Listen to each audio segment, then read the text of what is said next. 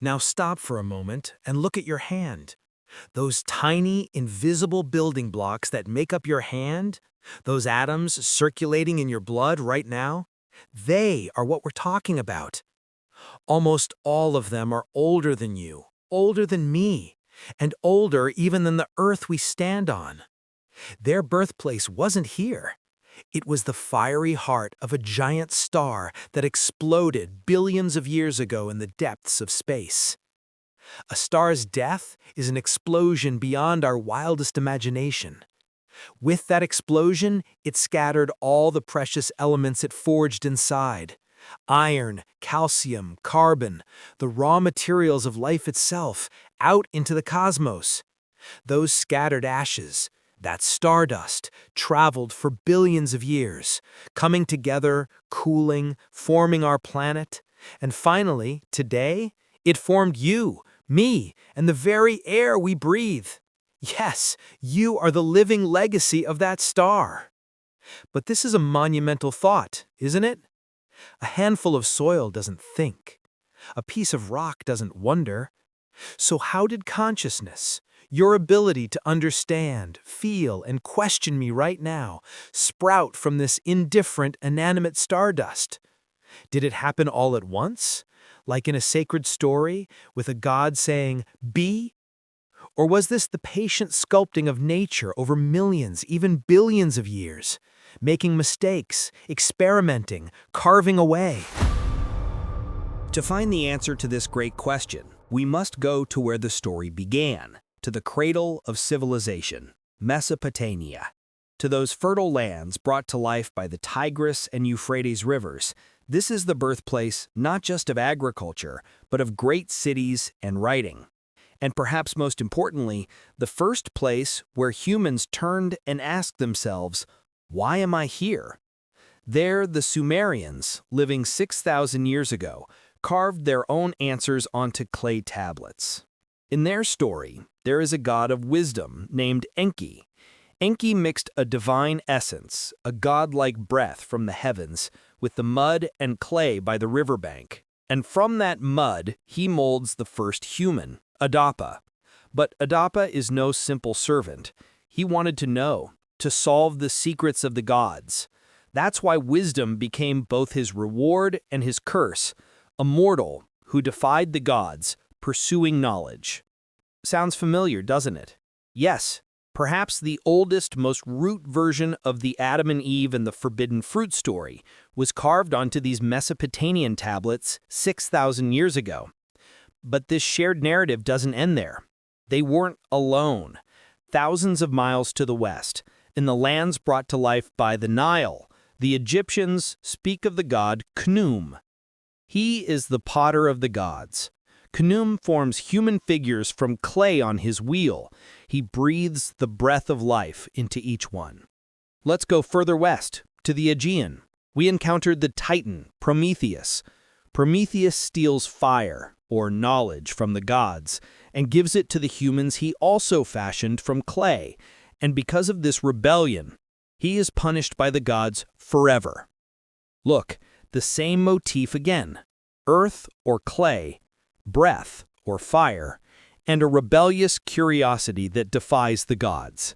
Why? Why did completely different, unconnected cultures repeatedly resort to the same symbols to explain our origins? Perhaps the answer was much simpler than we thought. Humanity's most fundamental question was always the same: where did I come from? And the first, most honest answer came from the life-giving soil they felt beneath their feet every day. So, what does science say to this question? Science's answer may not be as poetic as those mythological stories, but it is just as magnificent. Science's answer is not a single word, but a process: evolution. It tells us we did not appear in an instant. We are the product of a long ascent, a patient change filled with trial and error, spanning millions of years.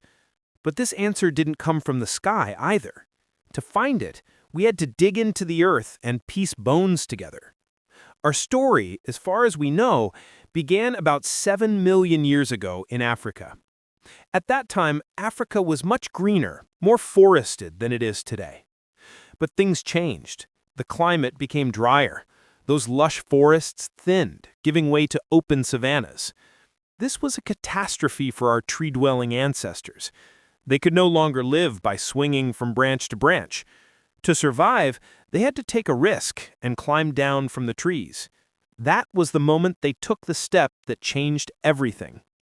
Meet Sahelanthropus chidensis, perhaps the oldest great-grandfather on our family tree. What made him special? His feet. Forced by necessity to see over the tall grasses, he tried to stand up on 2 feet. This simple, perhaps clumsy movement was the beginning of a revolution. Think about it. Standing on 2 feet instead of 4 freed up your 2 arms, your hands, completely. Those free hands were no longer just for walking. They were free to hold, to grasp, to explore. Those hands held sticks, grasped stones, and one day those hands learned to strike one stone against another, sharpening it. The first tool was born. Tools changed the world. We walked slowly, then ran to escape danger. We hunted and defended ourselves with tools. And then another revolution came. Fire. We domesticated it. Fire didn't just keep us warm at night or protect us from wild animals. Fire was civilization itself. We started cooking our food. Cooked meat and cooked roots were much easier to digest than raw ones. This meant spending less energy on digestion. Where did that immense surplus energy go? Right here, to our brains. Fire literally fueled our brains, enabling their growth and complexity. Let's speed through time. 3.2 million years ago in Ethiopia, we meet Lucy. Her scientific name is Australopithecus afarensis. She was given that warm human name because the scientists who found her were listening to the Beatles' song Lucy in the Sky with Diamonds at the camp that night.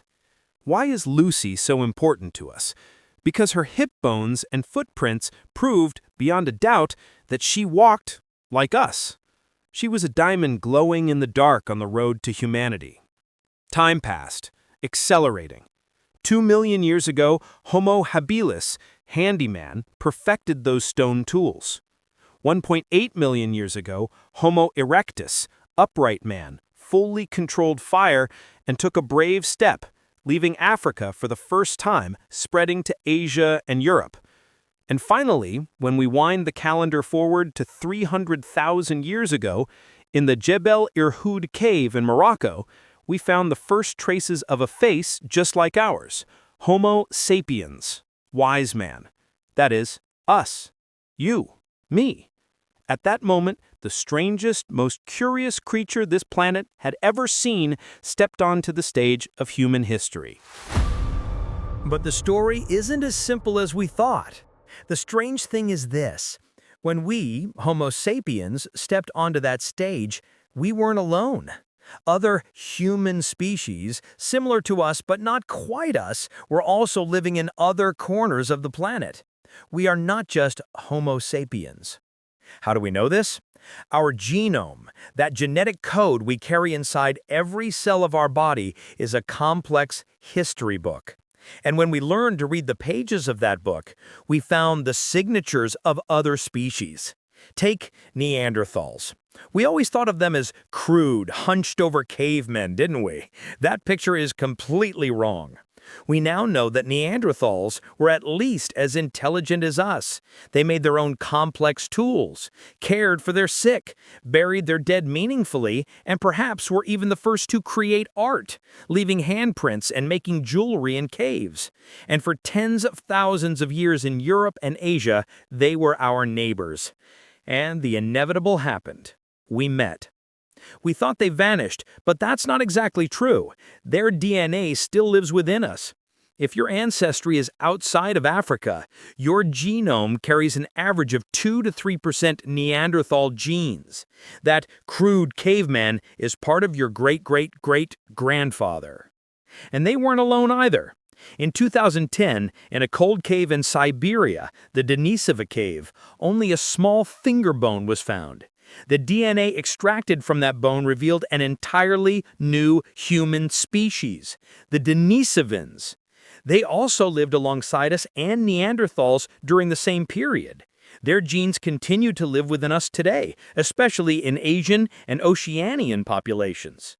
So those older species didn't just vanish into thin air. They fought with us, yes, but they also traded with us, talked with us, and most importantly, they intermingled with us. We are not a single, pure, straight lineage of humanity. We are a great genetic delta, where different branches, sapiens, Neanderthal, and Denisovan, converged and fused over thousands of years. We still carry their ghosts, their legacy within us. Science showed us how we evolved and how we intermingled, based on bones and genes. But there is one question it struggles to answer. Why? Why did only we, Homo sapiens, survive among all those human species? Why did we go to the moon, but the Neanderthals didn't? If the difference was so small, what was that spark? It is these unanswered questions, this gap, that is the human mind's favorite playground. And precisely into this gap, one of history's most controversial theories settles: the Anunnaki. According to this theory, those 6,000-year-old Sumerian tablets were not hymns written to gods. They were historical records. And the gods mentioned on those tablets, the Anunnaki, were actually an alien race who came from the sky, from another world. This claim states that the Anunnaki came to Earth from a planet in our solar system named Nibiru, which has an elliptical orbit and remains undiscovered by us. What was their purpose? Gold. They needed gold to repair their planet's atmosphere, and they came to Earth to mine it. But they didn't want to do this heavy work themselves, so they found the local Homo erectus evolving in Africa at that time. They played with their genetics, intermixed them with their own DNA, and created humanity, us, as a worker class, as slaves for themselves. Doesn't that sound like an exciting science fiction movie? Suddenly, all those missing link questions are answered. Our sudden leap in intelligence was due to this outside interference. But the question is, where is the evidence? The overwhelming majority of the scientific community says that this entire story relies on the creative misinterpretation of Sumerian texts by a writer named Zecharia Sitchin in the 1970s. When archaeologists and linguists look at those tablets, what do they see? Not spaceships, but temples. Not genetic engineering, but the myth of the god Enki molding the mud. The word Nibiru doesn't appear on the tablets.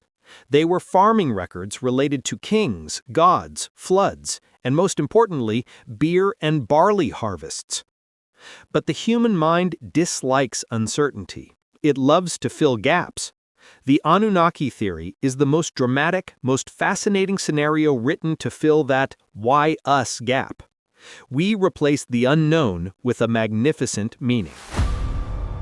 So what are we left with? On one side, millennia-old myths, gods speaking of mud and breath. On the other, millions of years of bones, genetic codes, and evolution. Do we have to choose just one? Mythology or science? Perhaps this is the wrong question. Perhaps both stories, in entirely different languages, are narrating a different layer of the same truth. Consider this. Myths are humanity's first, most poetic metaphors for understanding the universe. They are the intuitive, unwritten ancestors of science. The Sumerians said thousands of years ago, "We were created from the earth." Was that a myth? Yes. But was it also a truth? Absolutely. What does science tell us today? The calcium in our bodies, the phosphorus in our bones, the iron in our blood. All of it was forged inside a star billions of years ago. That star exploded, and the elements accumulated in the soil of this planet. We literally come from the earth, from stardust. The myths told us we were given a divine breath, that there was a spark. Today, biology and neurology still haven't fully solved how those inanimate chemicals came together to create that indescribable spark moment we call consciousness. Perhaps mythology, thousands of years ago, intuitively knew the deep truth that science has yet to find the formulas for and put into words. Today, we've taken a long journey, from cosmic explosions to clay tablets, from the African savannas to our genetic codes. So, what did we learn? We learned that the first human was neither merely a toy made of mud by the gods, nor just a blind accident of evolution. It was more than both. It was the convergence of billions of years of cosmic patience, millions of years of biological struggle, and thousands of years of mythological searching. You listening to me right now, you are the living continuation of all these incredible stories. You carry the iron of that star in your blood, the signature of that Neanderthal in your genes, and the curiosity of that Sumerian in your mind. So, I ask you now, who was the first human? Perhaps the answer is not a fossil frozen in the past. Perhaps the answer is this. The first human was the being who looked up at the sky for the first time and asked, "What am I?" And as long as that question is asked, that story will never end. That question is still being answered. The story is still being written. And the next chapter, you will write.